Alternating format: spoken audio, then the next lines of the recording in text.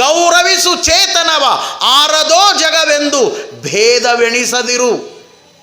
ಹೊರುವುದೇ ಜೀವನ ಸಮೃದ್ಧಿಗೋಸುಗ ನಿನಗೆ ದಾರಿ ಆತ್ಮೋನ್ನತಿಗೆ Mankutimma.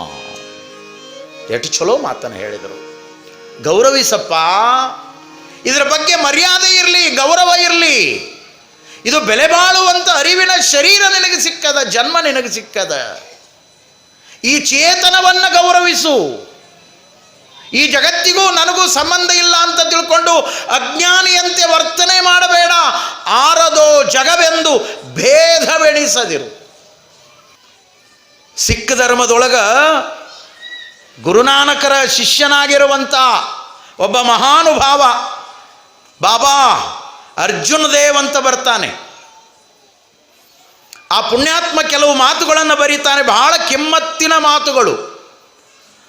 Kaun high Apna, Kaun high ಪರಾಯ.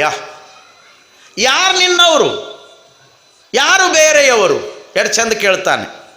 Kaun high Apna, Kaun high ಪರಾಯ, ಸಬ್ ಮೇ ವಹಿ ಹೈ ನೂರ್ ಸಮಾಯ. ಎಲ್ಲರೊಳಗೂ ಇರುವವನೇ ಅವನೇ. ಆ ಬೆಳಕಿನ ಮೂಲಕ ಬದುಕು ನಡೀತದೆ. ನೂರಂದ್ರೆ ಬೆಳಕು. ಕುರಾನ್ ಹೇಳ್ತದಲ್ಲ, ಅಲ್ಲಾ ನೂರ್ ಹೈ. ಪರಮಾತ್ಮ ಅವನು ಜ್ಯೋತಿ ಸ್ವರೂಪ, ಪರಂಜ್ಯೋತಿ ಸ್ವರೂಪ, ಜಗತ್ತಿಗೆ ಚೈತನ್ಯ ನೀಡುವಂಥ ಪರಮಾತ್ಮ. ನೂರ್ ಹೈ. ಕ್ರಿಶ್ಚಿಯನ್ರು ಹೇಳಿದರು ಗಾಡ್ ಈಸ್ ಲೈಟ್, ಅವನು ಬೆಳಕು ಅಂತ ಅವರು ಹೇಳಿದರು. ನಮ್ಮವರು ಪರಂಜ್ಯೋತಿ ಅಂತ ಕರೆದರು, ಸಚ್ಚಿದಾನಂದ ಸ್ವರೂಪ ಅಂತ ಕರೆದ್ರು. ಭಾಷೆಗಳು ಏನೇನೇ ಇದ್ದರೂ ಕೂಡ ಮೂಲತತ್ವ ಒಂದೇ ಅದ, ಒಂದೇ ಅದ.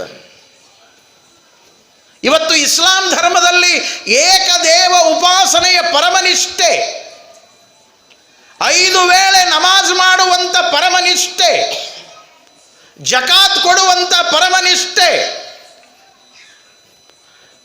ಅದರ ಜೊತೆಗೆ ರೋಜಾ ಮಾಡುವಂಥ ಪರಮನಿಷ್ಠೆ, ಅದರ ಜೊತೆಗೆ ಹಜ್ ಯಾತ್ರೆಗೆ ಹೋಗಿ ಬರುವಂಥದ್ದು ಒಬ್ಬ ಇಸ್ಲಾಮನ ಬದುಕಿನಲ್ಲಿ ಮುಕ್ತಿಯ ಬದುಕಿನ ಸತ್ಯವಾಗಿ ಈ 5 ತತ್ವಗಳ ಆಚರಣೆಯೇ ಅದು ಇಸ್ಲಾಂ ಧರ್ಮ.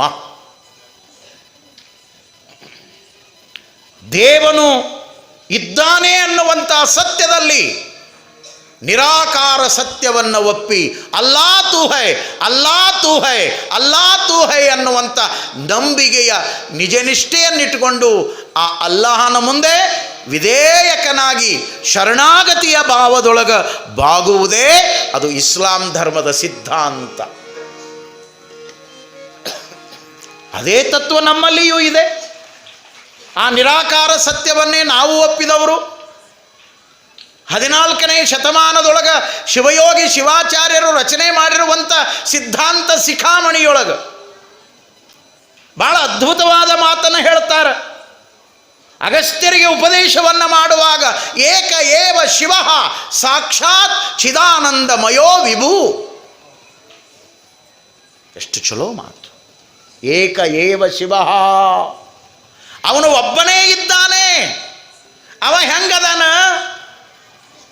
ನಿರ್ಗುಣೋ ನಿರಾಕಾರೋ ನಿಷ್ಪ್ರಪಂಚಕಃ. ನಿಮ್ಮ ನಿಮ್ಮ ಗ್ರಂಥಗಳಲ್ಲಿರುವ ಸತ್ಯವನ್ನು ಹುಡುಕ್ರಿ, ಆ ಸತ್ಯದ ಸಂದೇಶದಂತೆ ಬದುಕನ್ನು ಕಳೆಯಿರಿ. ಮಿಥ್ಯಕ್ಕಾಗಿ ಹೋರಾಟ ಮಾಡಬೇಡಿ. ಅಜ್ಞಾನ ಎಲ್ಲಿಯವರೆಗೆ ಈ ಜಗತ್ತಿನೊಳಗೆ ಕುಣಿದಾಡ್ತದೋ ಅಲ್ಲಿ ಭಾವೈಕ್ಯತೆ ಅನ್ನೋದು ಬರಲಿಕ್ಕೆ ಸಾಧ್ಯವೇ ಇಲ್ಲ.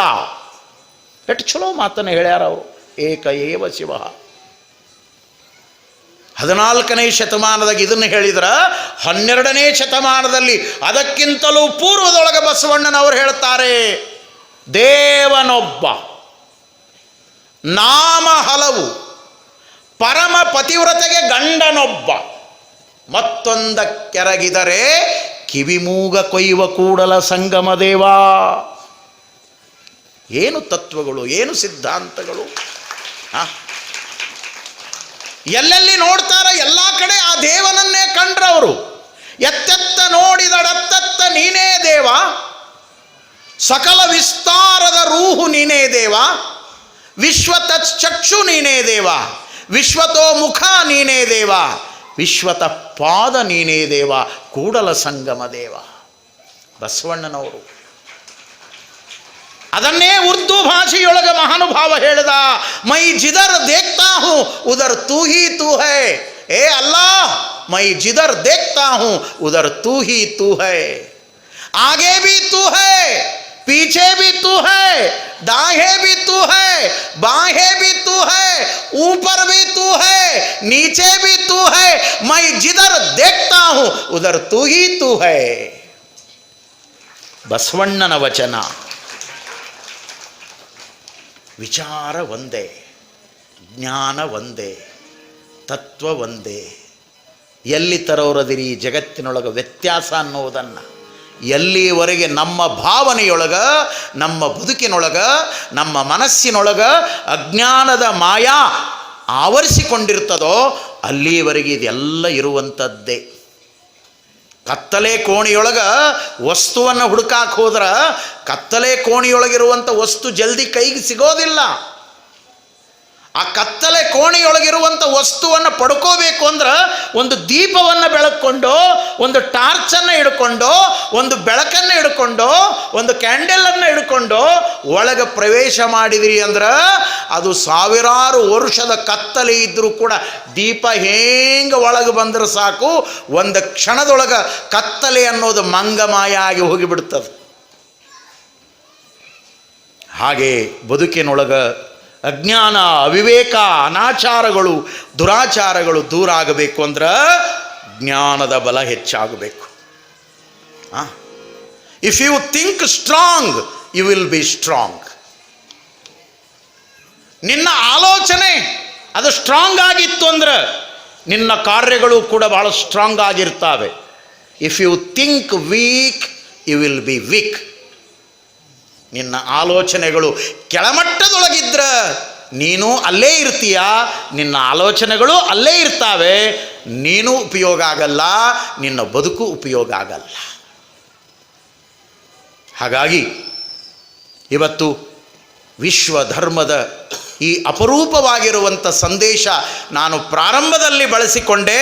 ವ್ಯಕ್ತಿಯಲ್ಲಿ ಘನತೆ, ಸಮಾಜದಲ್ಲಿ ಸ್ವಾಸ್ಥ್ಯತೆ, ರಾಷ್ಟ್ರದಲ್ಲಿ ಭಾವೈಕ್ಯತೆಯನ್ನು ಸರುವ ಸಲುವಾಗಿಯೇ ಈ ವಿಶ್ವಧರ್ಮ ಪ್ರವಚನ. ನಾವೆಲ್ಲ ಒಬ್ಬ ದೇವನ ಮಕ್ಕಳು ಅನ್ನುವಂಥ ಅರಿವಿನಲ್ಲಿ ನಾವೆಲ್ಲರೂ ಆತ್ಮೀಯತೆಯಿಂದ, ಸೌಹಾರ್ದತೆಯಿಂದ ನಿಮ್ಮ ನಿಮ್ಮ ಆಚರಣೆಗಳು ನಿಮ್ಮ ಮನೆಯಲ್ಲಿ ಇರಲಿ. ಸಮಾಜದೊಳಗೆ ಬದುಕುವಾಗ ನಾವೆಲ್ಲ ಒಂದಾಗಿರೋಣ. ನಿಮ್ಮ ಹೊಸ್ತಿಲ ಒಳಗಡೆ ನಿಮ್ಮ ಆಚರಣೆ, ನಿಮ್ಮ ಪೂಜೆ, ನಿಮ್ಮ ಪ್ರಾರ್ಥನೆ, ನಿಮ್ಮ ನಮಾಜು, ನಿಮ್ಮ ಆರಾಧನೆ ಅದು ಏನೇ ಇರಲಿ, ಹೊರಗೆ ಬಂದಾಗ ನಾವೆಲ್ಲ ಒಂದು ಅನ್ನುವಂಥ ಅರಿವು ಬಂತು ಅಂದರೆ ಅದು ನಿಜವಾದ ವಿಶ್ವಧರ್ಮ. ಇದು ಇಂದಿನ ಸಮಾಜಕ್ಕೆ ಅವಶ್ಯವಾಗಿ ಬೇಕಾಗಿರುವಂಥದ್ದು. ನಾವೆಲ್ಲರೂ ಕೂಡ ಆಲೋಚನೆಯಲ್ಲಿ ಇವತ್ತು ಚಿಂತನವನ್ನು ಮಾಡಬೇಕು.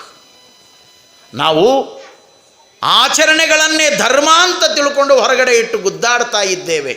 ಧರ್ಮ ಅಂದರೆ ದಯೆ, ಧರ್ಮ ಅಂದರೆ ಪ್ರೀತಿ, ಧರ್ಮ ಅಂದರೆ ನಂಬಿಕೆ, ಧರ್ಮ ಅಂದರೆ ಸೌಹಾರ್ದತೆ.